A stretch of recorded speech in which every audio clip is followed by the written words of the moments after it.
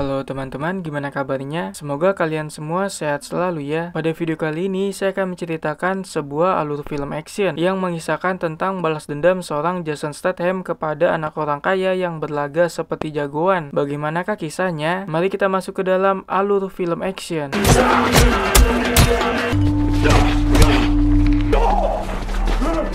Film dimulai dengan memperlihatkan seorang pria bernama Jason Statham yang dikenal sebagai Nick di dalam film ini, di mana Nick sedang berada di dalam sebuah bar seorang diri. Namun tak lama datang seorang wanita muda bernama Doris, di mana kedatangannya membuat Nick merasa kesemsem sampai-sampai melihatnya dengan penuh tatapan mata yang cukup tajam. Apakah ini menandakan bahwa Nick memiliki ketertarikan terhadap Doris? Entahlah, namun yang pasti Doris bukanlah sosok yang terlalu penting di dalam film ini.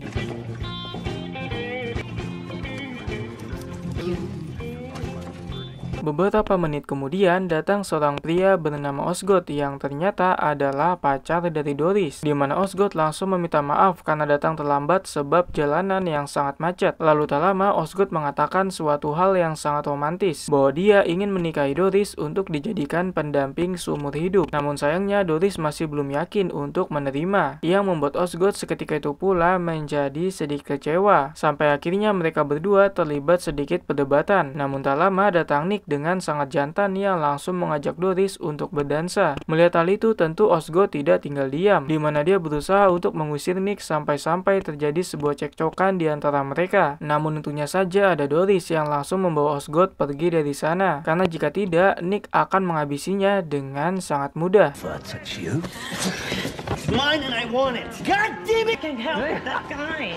Sesampainya di luar masih terjadi sedikit perdebatan di antara Osgood dengan Doris, karena Osgood merasa bahwa Doris menjatuhkan harga dirinya pada saat di hadapan Nick. Padahal Osgood ingin menunjukkan jiwa seorang pria tangguh di hadapan Doris. Namun tak lama tiba-tiba saja datang Nick yang ingin menyelesaikan masalah yang sebelumnya terjadi, di mana Osgood dengan senang hati menyambut kedatangan Nick. Singkat cerita, terjadilah sebuah pertikaian yang dimulai dengan adu mulut. Namun tak lama terjadi baku hantam di antara mereka, di mana Osgood keluar sebagai pemenang dengan menghajar Nick sampai tak berdaya. Dan ini adalah salah satu keajaiban dunia yang tidak terdaftar di dalam buku sejarah, karena Nick yang diperankan oleh Jason Statham dapat dikalahkan dengan mudah tanpa adanya perlawanan yang berarti, di mana kekalahan Nick membuat Doris semakin mencintai Osgood yang nampak seperti pria sejati.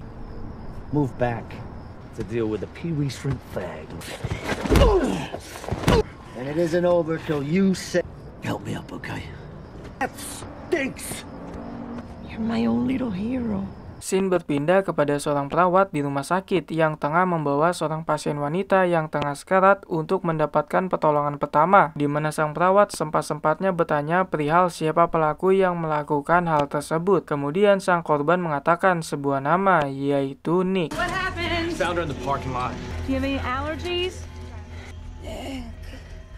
Keesokan harinya, Nick berangkat kerja seperti orang-orang konvensional pada umumnya, di mana dia bekerja di salah satu perusahaan yang bergerak di bidang konsultan keamanan. Di tempat kerja, Nick disambut hangat dengan temannya bernama Pinky. Pinky memberitahu bahwa ada sebuah surat yang dikirim untuk Nick, di mana isi surat tersebut berisi pertanyaan tentang bagaimana cara menjadi orang bayaran. Namun sayangnya Nick tidak ingin menjawab karena itu adalah rahasia dapur. Lalu tak lama datang seorang pria muda bernama Cyrus. Cyrus adalah seorang penjudi yang memiliki banyak sekali uang, padahal usianya baru beranjak 23 tahun, di mana kekayaan membuatnya khawatir dengan tindak kejahatan yang takutnya menimpa dirinya. Oleh sebab itu, dia meminta pertolongan Nick untuk menjadi pengawal. Namun sebelum itu, Cyrus bertanya perihal kemampuan yang dimiliki. Kemudian Nick menjawab bahwa dirinya adalah seorang pilot sekaligus merangkap sebagai ahli pegulat. Tak hanya itu, Nick juga bisa berbagai macam bahasa. Namun dari semua kemampuan tersebut, ada satu bakat yang dimiliki oleh Nick, yaitu berbohong. Mendengar hal tersebut membuat Cyrus langsung tertawa seketika.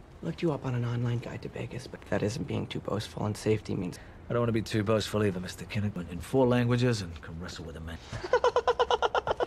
Siang harinya, Nick bertemu kembali dengan Osgood yang ternyata mereka berdua adalah sahabat, di mana kejadian sebelumnya adalah sebuah settingan untuk memikat Doris. Osgood meminta bantuan kepada Nick supaya seolah-olah dirinya adalah seorang pria sejati. Dengan begitu, Doris akan semakin mencintainya, di mana rencana itu berhasil yang membuat Osgood sangat senang, lalu memberikan sejumlah uang sebanyak $1.000 atau sekitar 15 jutaan. Namun sayangnya Nick hanya mengambil $500 sesuai dengan kesepakatan yang sudah mereka buat sedari awal. Meskipun sebenarnya Osgood sudah menjelaskan bahwa itu adalah bonus karena Nick sudah menjalankan rencananya dengan sangat baik. $1,000. She saw the real you. I love you, man. Di dalam sebuah bar, Nick bertemu dengan temannya bernama Rox yang bekerja di sana, di mana kedatangan Nick untuk memesan sebuah minuman yaitu jus jeruk. Lalu tak lama pesanan tersebut diantarkan oleh Rox yang terlihat sangat senang dengan kedatangan Nick yang penuh dengan karismatik. Begitupun juga dengan Nick yang terlihat sangat senang karena kedatangannya disambut dengan hangat. Lalu tak lama Nick bercerita bahwa dirinya ingin sekali menghabiskan waktu dengan bersantai. Namun sayangnya hal itu sulit dicapai karena Nick harus mengumpulkan uang sebanyak $500.000 atau sekitar 7,5 miliar. How does he get? I bet you gave it a room with a busted. 99,500. Kemudian Nick mendatangi sebuah rumah lalu bertemu dengan seorang perempuan bernama Holly yang ternyata adalah korban yang sebelumnya sekarat di rumah sakit pada awal film, di mana Holly bercerita bahwa dirinya selalu memanggil nama Nick ketika tengah sekarat, sampai-sampai karena hal itu membuat pihak perawat menduga bahwa yang melakukan tindak kejahatan adalah Nick. Lalu tak lama Holly menceritakan apa yang sebenarnya terjadi, di mana dia dibawa oleh 3 orang pria berotot ke sebuah kamar. Di dalam, Holly diperlakukan tidak senonoh oleh mereka yang membuatnya harus mengalami luka yang cukup parah, di mana karena hal itu Holly berniat balas dendam dengan meminta bantuan kepada Nick untuk menemukan 3 pria bejat. Namun sebelum itu, Nick bertanya perihal tempat kejadian perkara. Kemudian Holly menjawab bahwa TKP terjadi di sebuah hotel bernama Golden Nugget. Mendengar hal itu membuat Nick sedikit kesal, karena ternyata Holly sudah pernah diperingatkan untuk tidak datang ke sana, sebab tempat itu berisi banyak sekali kriminal kelas kakap, yang membuat Nick langsung mengurungkan niatnya untuk membantu Holly karena tidak ingin berurusan dengan para kriminal, terutama seorang pria bernama Baby yang ternyata cukup terkenal di kota tersebut. Today's my day for turning down money. You're the only girl in the world tonight that Because I'm gonna guess the 3 gentlemen you talked about. Pada sore hari, Nick bertemu dengan salah satu teman wanitanya bernama Millicent yang bekerja di hotel Golden Nugget, di mana kedatangannya untuk bertanya perihal 3 pria berotot yang menginap di sana, yang menandakan bahwa Nick akan membantu Holly. Lalu tak lama Millicent menjawab bahwa Nick harus menemuinya di sebuah restoran bernama Big Daddy pada pukul 4 sore. Hey, Millicent. Then a guy. Looks like a fighter. You come down there about 4:50. Singkat cerita, mereka sudah bertemu di restoran tersebut, di mana Millicent langsung memberitahu bahwa orang yang dicari oleh Nick bernama Danny. Danny adalah anak dari seorang saudagar kaya raya yang cukup terkenal di kota tersebut. Dia tidak memiliki rasa empati sedikit pun kepada orang lain, apalagi musuhnya. Oleh sebab itu, Millicent memperingati Nick supaya tidak mencari masalah dengan orang tersebut, karena akan berbuntut panjang. Namun sepertinya Nick tidak peduli akan hal itu. Lalu tak lama Nick langsung menghubungi Holly untuk memberitahu bahwa orang yang menyiksanya bernama Danny. His name is Danny DeMarco. And Aaron, his daddy, loves sandwiches with these guys. She struck out, Holly. Pada malam harinya, Nick kembali bertemu dengan Cyrus untuk mengajaknya ke suatu tempat, di mana sekarang Nick sudah menjadi pengawal sekaligus tour guide. Nick membawa Cyrus ke salah satu kasino terbesar di kota tersebut. Di sana, Cyrus bertanya perihal perjalanan Nick yang bisa sampai menjadi seorang konsultan keamanan. Namun sayangnya Nick tidak ingin menjawab dan cenderung risih dengan pertanyaan tersebut, yang membuat suasana di antara mereka menjadi sedikit canggung. Lalu tak lama, Cyrus memesan segelas minuman kepada mbak-mbak pelayan, kemudian meminta izin untuk bermain judi dadu dengan taruhan hanya $10. Mendengar hal itu membuat Nick bertanya perihal alasan Cyrus memainkan taruhan yang nominalnya kecil. Lalu Cyrus menjawab bahwa dia membutuhkan sebuah pemanasan terlebih dahulu. Shut your mouth. It's not something I'm getting in. Oh, hi. Excuse me. I am going to hit the craps table. Sounds like a winning system. Lalu tak lama, Nick dihampiri oleh salah satu teman wanitanya yang bekerja di sana. Wanita itu bernama Cassandra. Cassandra menghampiri untuk bertanya perihal kabar Nick. Kemudian Nick menjawab bahwa kabarnya kali ini sedang tidak baik-baik saja, karena dia harus menjadi pengawal seorang pria culun yang hanya berani bertaruh judi dadu sebesar $10. Seen you happier. Fiji drinker. Here we go. Big bets. My shift's starting. Tak lama kemudian, Nick pergi meninggalkan kasino. Namun sebelum itu, dia meminta izin terlebih dahulu sembari mengingatkan agar Cyrus tetap berada di sana. Karena di dalam kasino itu, Nick dapat memastikan bahwa keadaan Cyrus akan baik-baik saja. Lalu tak lama Nick pergi dari sana sembari dilihatin oleh Cyrus yang nampak gelisah setelah ditinggal. But I intend on gambling for hours. Just grab one and you'll be back as stasis. Ternyata Nick pergi menemui Holly untuk memberitahu perihal Danny yang tinggal di Golden Nugget di kamar 3506. Mendengar hal itu, Holly meminta bantuan kepada Nick untuk memberikan pelajaran kepada Danny dan teman-temannya karena sudah bertindak keji. Namun pada awalnya Nick menolak karena terlalu beresiko berurusan dengan seorang kriminal dan lebih menyarankan kepada Holly agar membawanya ke meja hijau supaya diproses secara hukum yang berlaku. Tapi sayangnya Holly menolak karena hal itu adalah tindakan bodoh yang dilakukan di negara yang hukumnya tajam ke bawah dan tumpul ke atas, seperti yang terjadi di Republik Konoha. Singkat cerita, Nick terus didesak hingga akhirnya mau tidak mau dia harus membantu Holly dalam membalaskan dendam untuk menegakkan keadilan. His name's Danny DeMarco. He's staying at the Golden. I want him so bad for what he did to me. Just for what, Holly? I want his nuts in my... Would you help me? Lalu tak lama, Nick sudah berada tepat di depan pintu kamar yang langsung disambut oleh salah satu temannya Danny, di mana Nick langsung mengutarakan maksud dan tujuannya, yaitu menemui Danny, dengan mengatasnamakan seorang pria bernama Baby yang cukup berpengaruh di kota tersebut. Mendengar hal itu, Nick langsung dipersilakan masuk ke dalam untuk menemui Danny yang tengah mandi wajib. Di dalam, pada awalnya Nick disambut dengan hangat oleh Danny yang belum mengetahui siapa identitas Nick yang sebenarnya. Namun ketika Nick menyampaikan maksud kedatangannya, yaitu untuk balas dendam atas apa yang dilakukan oleh Danny kepada Holly, tiba-tiba saja Danny dan teman-temannya langsung mengepung Nick dari depan maupun belakang. Melihat hal itu, tentu Nick sudah menyadari apa yang akan segera terjadi, di mana Nick langsung mengambil langkah terlebih dahulu untuk menghajar mereka dengan sangat mudah.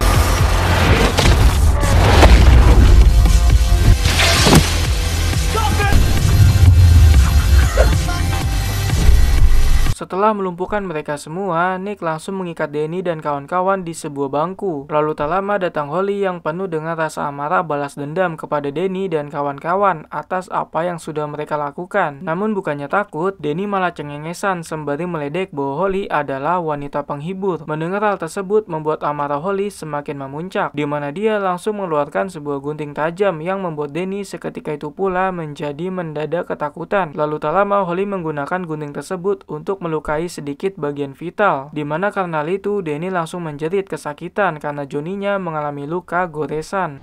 Hey, wait. Good guy, I am. So you're not mad at me? Bad boys need to be punished. Rentetan kejadian yang sedang terjadi membuat Danny tak kuasa menahan rasa sakit, di mana pada akhirnya Danny meminta maaf atas apa yang sudah ia lakukan, sembari memohon ampun dan menjanjikan sejumlah uang sebanyak $50.000. Namun sayangnya Holly tidak ingin memaafkan dan juga tidak tertarik dengan apa yang ditawarkan oleh Danny. Holly hanya ingin memberikan rasa sakit yang ia rasakan. Oleh sebab itu dia kembali melukai Johnny hingga membuat Danny yang tadinya orang kriminal menjadi seorang anak kecil yang menangis ketika mendapat sebuah luka. What'd you say? I fucking love you. I just don't. No. Lalu tak lama, Holly sudah sangat puas atas perbuatannya yang membuat Danny mendadak menjadi seorang pecundang, di mana Holly dan Nick langsung pergi dari sana meninggalkan Danny yang sedang menangis meratapi masa depannya sambil membawa sejumlah uang sebesar $50.000. Namun ketika berada di luar, Nick langsung memperingatkan agar Holly pergi keluar kota demi menghindari balas dendam yang pastinya akan dilakukan oleh Danny, sembari memberikan sejumlah uang sebesar $25.000 hasil rampasan milik Danny. Sedangkan sisanya akan digunakan Nick untuk melakukan tindakan yang kurang baik, yaitu berjudi di kasino. Sebelum nantinya dia juga akan pergi dari kota tersebut demi menghindari kejaran Danny yang pastinya akan menuntut balas. I brought my camera. Okay. If I don't know, I can't tell anybody. Okay, I want half. Beberapa menit kemudian, Nick sudah berada di kasino. Di sana dia bertemu dengan Cassandra yang sudah mengetahui bahwa Nick akan melakukan judi. Namun sebelum itu, Cassandra memperingati Nick agar tidak bertaruh dengan jumlah uang yang besar. Hal itu demi kebaikannya karena ternyata Nick adalah seorang pria yang gemar sekali dalam dunia judi. Lalu tak lama judi pun dimulai, di mana yang dimainkan adalah permainan kartu blackjack. Nick memulai permainan itu dengan bertaruh chip sebesar $5. Namun dia mendapatkan kartu dengan nominal kecil yang membuatnya harus kalah. Begitupun juga dengan taruhan berikutnya. Sampai akhirnya Nick mendapatkan sebuah kartu yang sangat bagus, yaitu dengan jumlah nominal 19, yang artinya bahwa peluang Nick sangat besar karena mendekati angka sempurna, yaitu 21 atau blackjack. Tapi sayangnya Cassandra juga mendapatkan nominal yang bagus, yang membuat Nick memutuskan untuk mengeluarkan satu kartu lagi untuk mendapatkan blackjack. Dan yang terjadi, I've been killing everyone tonight, Nikki. Changing 100. ya, Nick mendapatkan angka kartu nominal 2 sehingga kartunya menjadi blackjack. Dengan otomatis bahwa Nick keluar sebagai pemenang. Tapi sayangnya kemenangan itu membuat Nick semakin gila dalam bermain judi, di mana dia akhirnya memutuskan untuk menukarkan uangnya sebesar $1000 sebagai chip yang akan digunakan untuk berjudi. Lalu tak lama permainan pun dilanjutkan, di mana yang namanya permainan pasti ada yang kalah dan juga yang menang. Tapi sayangnya permainan itu tidak berlangsung lama karena waktu Cassandra menjadi bandar sudah habis dan digantikan oleh seorang pria yang memiliki tatapan mata yang tidak disukai oleh Nick. Oleh sebab itu Nick memutuskan untuk berhenti bermain.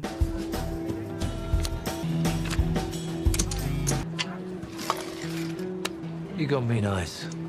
Setelah berhenti, Nick memutuskan untuk menikmati segelas minuman yang bisa menciptakan sebuah kedamaian. Tapi tak lama dia melihat Cyrus yang juga berada di sana lalu menghampirinya. Pada saat di meja Cyrus, Nick menceritakan perihal kehokiannya dalam mendapatkan sebuah kartu blackjack. Namun sayangnya kehokiannya harus terhenti karena Nick berpikir bahwa keberuntungannya disebabkan oleh Cassandra yang menjadi bandar judinya. Dan ketika Cassandra digantikan oleh bandar lain, maka kehokiannya akan punah. Namun tak lama, Nick menyadari bahwa kehokiannya bukanlah dari sosok Cassandra, melainkan dari dirinya yang memiliki kemampuan di atas rata-rata konvensional pada umumnya. Maka dari itu Nick langsung menggunakan chipnya sebesar $1000 untuk kembali berjudi dan tiba-tiba Gonna raise the limit.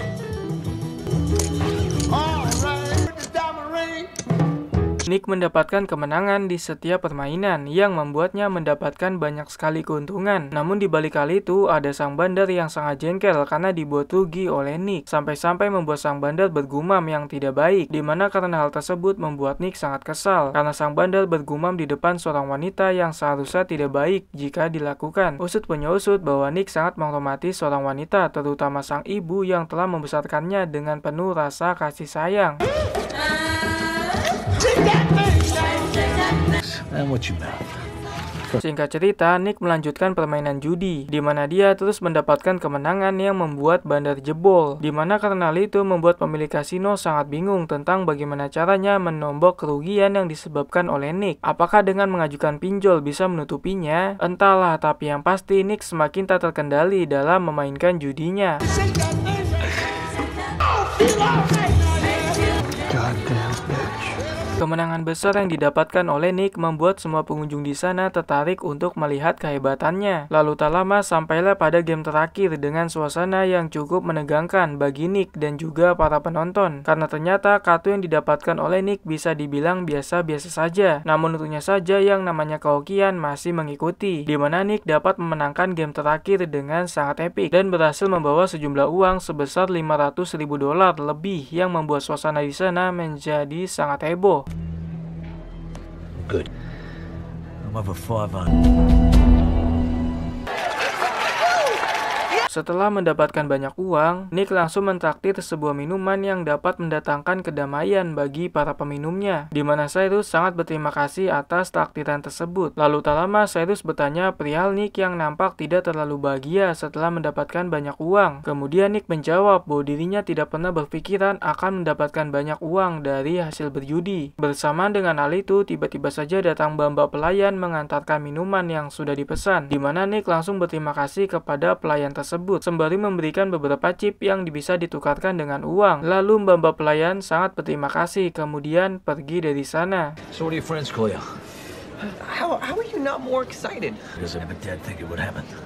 Kemudian Nick menceritakan perihal dirinya yang akan meninggalkan Vegas pada esok hari. Mendengar hal itu membuat Cyrus bertanya-tanya apakah Nick tidak menyukai kota tersebut. Lalu Nick menjawab bahwa dirinya tidak mempunyai sebuah alasan untuk menyukai kota Vegas selain karena berjudi. Lalu tak lama Nick mengucapkan kata perpisahan kepada Cyrus sembari akan menukarkan semua chip yang dimilikinya. Namun ketika baru meletakkan di atas meja, tiba-tiba saja Nick berubah pikiran karena adrenalin sebagai seorang penjudi mendadak mendidih. lebih, di mana akhirnya dia memutuskan untuk melakukan permainan blackjack satu kali lagi dengan mempertaruhkan semua chip yang dimilikinya. Ya, hanya satu game dengan taruhan sebesar lebih dari 500.000 dolar atau kurang lebih setara 7,5 miliar.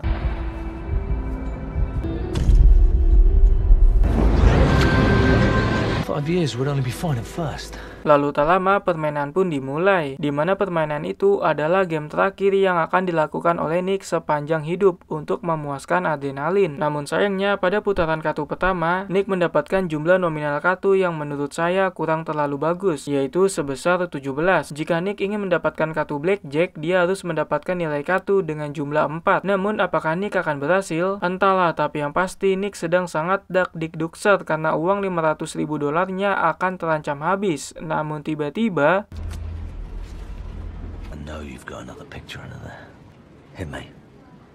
nampaknya Dewi Fortuna sudah tidak berpihak kepada Nick karena dia mendapatkan kartu dengan nominal 6 yang membuatnya harus menerima kekalahan dan merelakan uangnya sebesar 500.000 dolar. Lalu tak lama Nick beranjak pergi dari meja kasino dengan perasaan yang mungkin sangat-sangat menyesal karena telah kehilangan kurang lebih 7,5 miliar yang hanya dalam waktu tak kurang lebih dari 10 menit. Bersamaan dengan hal itu, semua pengunjung di sana memberikan tepuk tangan atas keberanian yang dimiliki oleh Nick. Came in with 25,000. Setelah kekalahan di game terakhir, nampaknya membuat Nick tidak bisa mengendalikan diri dalam meminum air yang bisa mendatangkan kedamaian, di mana dia meminum terlalu banyak sampai-sampai membuatnya tidak sadarkan diri. Tapi untungnya saja dia nggak bengkek.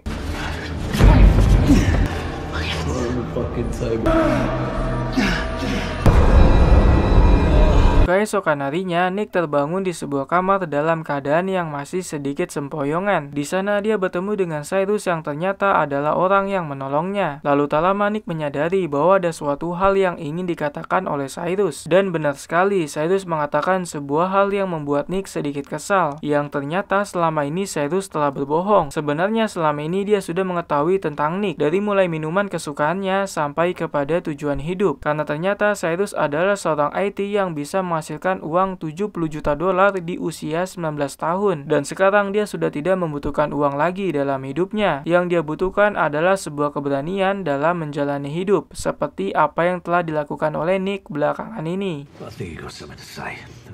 I lied about my friend recommending him spot at the Silver Spoon counter. It was going to be me when I got old. Lalu tak lama, Cyrus meminta kepada Nick untuk mengajarkan tentang bagaimana caranya menjadi seorang pria tangguh yang berani dalam mengambil tindakan meskipun sedang berada di bawah tekanan. Mendengar semua itu membuat Nick sangat marah karena dia merasa bahwa Cyrus adalah orang yang aneh yang takut menjadi dirinya sendiri. Lalu tak lama Nick akan pergi dari sana. Namun sebelum itu, Nick meminta kepada Cyrus agar menulis sejarah hidupnya sendiri, di mana Nick mengatakan hal tersebut dengan nada yang cukup keras supaya Cyrus dapat mengerti apa yang harus dilakukan. I want you to teach me. You know fucking where this is. Why are you so fucking wrong? Cyrus, go on your own. Singkat cerita, Nick sudah berada di sebuah bar untuk menenangkan diri atas rentetan kejadian yang sebelumnya telah terjadi. Lalu tak lama ada dua orang pria mendatangi yang pastinya bukan bermaksud untuk silaturahmi, melainkan untuk mencari masalah karena ternyata kedua orang tersebut adalah anak buah Danny yang diperintahkan untuk membawa Nick. Namun sayangnya mereka datang ketika Nick sedang berada di kondisi yang kurang baik, yang membuat Nick seketika itu pula menjadi sangat murka, lalu mengajar mereka semua satu persatu dengan penuh rasa kasih sayang. Dari sini nih ada sebuah pelajaran yang dapat kita petik, yaitu jangan pernah mengganggu orang ketika sedang habis kalah berjudi, atau kamu akan merasakan akibatnya, seperti anak buah Danny yang dihajar sampai tak berdaya.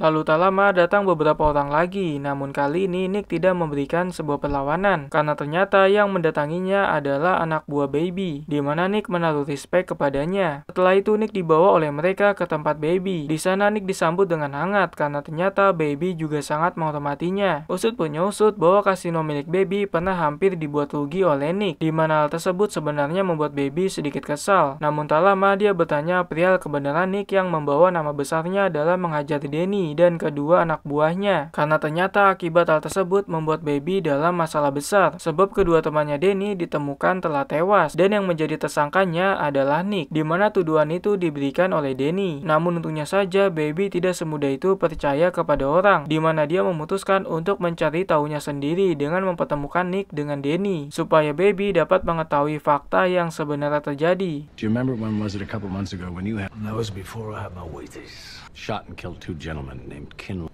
If I did, you'd be dead. Singkat cerita, pertemuan pun dimulai, di mana Baby meminta kepada Denny untuk menceritakan kronologi yang sebenarnya terjadi. Lalu Denny menjelaskan bahwa Nick tiba-tiba saja masuk ke kamar, kemudian menghajar mereka semua. Tak sampai di situ, Nick juga membunuh kedua sahabat Denny dengan menggunakan sepucuk pistol tanpa adanya alasan yang jelas. Lebih dari itu, Nick juga mengambil sejumlah uang sebesar $50.000, kata Denny. Mendengar semua pembelaan tersebut, Baby meminta klarifikasi kepada Nick. Namun sebelum menjawab, Nick bertanya apakah Baby percaya dengan apa yang dikatakan oleh Denny. Lalu Baby menjawab bahwa dirinya tidak percaya karena sudah mengetahui kemampuan yang dimiliki oleh Nick. Baby sangat yakin bahwa Nick tidak perlu menggunakan pistol jika hanya ingin membunuh seseorang. Mendengar jawaban itu membuat Nick sedikit lega, sembari meminta kepada Baby untuk memeriksa bagian Johnny milik Denny, karena di sana terdapat sebuah luka yang disebabkan oleh Holly. Namun sayangnya Denny menolak dengan keras karena hal tersebut adalah sebuah privasi, yang membuat Baby semakin yakin bahwa Nick bukanlah pelaku atas pembunuhan yang terjadi. The answer to your question is this. Baby, what do you know about my body? It's a small but definite cut. What is this shit, huh? It's easy to find. It's a matter of principle, baby. Semua perdebatan yang terjadi membuat Denny sadar bahwa Baby tidak berpihak padanya, melainkan kepada Nick, yang membuat Denny seketika itu pula menjadi sangat jengkel. Lalu pergi dari sana sembari mengatakan bahwa dirinya tidak akan membiarkan hidup Nick menjadi tenang, karena dia akan segera menuntut balas apa yang sudah terjadi. It's principle.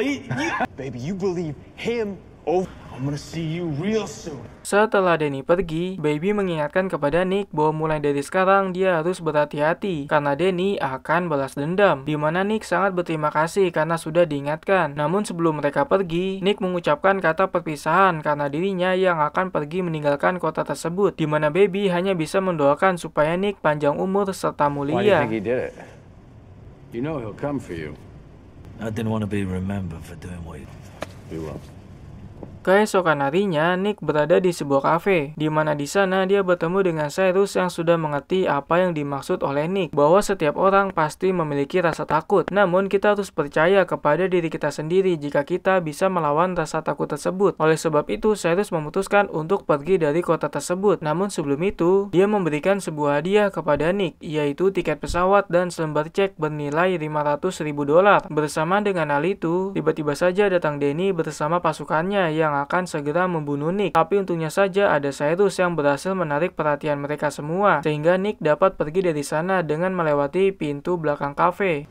One plane ticket to Corsica. I'm being murdered any minute. Sweet mystery, no secret. Lalu tak lama, Denny bersama antek-anteknya sudah menyadari lalu mengejar Nick melewati pintu belakang kafe. Namun sayangnya mereka kehilangan jejak Nick yang entah kabur kemana, di mana hal itu membuat Denny sangat murka. Kemudian menyuruh semua pasukannya untuk mencari Nick di setiap sudut kota. Namun ketika mereka akan mulai berpencar, tiba-tiba saja datang Nick dari arah atas yang ternyata sedang bersembunyi di atap balkon, di mana Nick langsung membantai mereka semua dengan penuh amarah karena sudah membangunkan sosok Jason Statham yang ada di dalam tubuh Nick.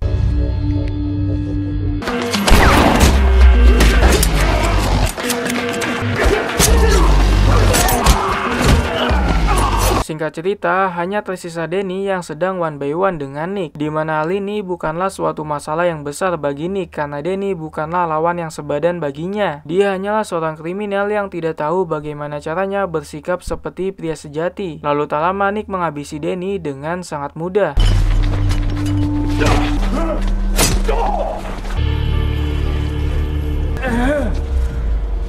Setelah semuanya benar-benar usai, Nick memutuskan untuk langsung pergi dari kota tersebut. Namun sebelum itu, dia bertemu dengan Cyrus yang ingin mengucapkan banyak terima kasih atas pelajaran hidup yang diberikan oleh Nick kepadanya. Begitupun juga dengan Nick yang sangat berterima kasih kepada Cyrus karena sudah menolongnya dan sudah memberikan tiket beserta uang yang sangat dibutuhkan saat ini. Setelah itu, Nick pergi dari sana dalam keadaan yang sudah baik-baik saja karena masalahnya di kota tersebut telah usai.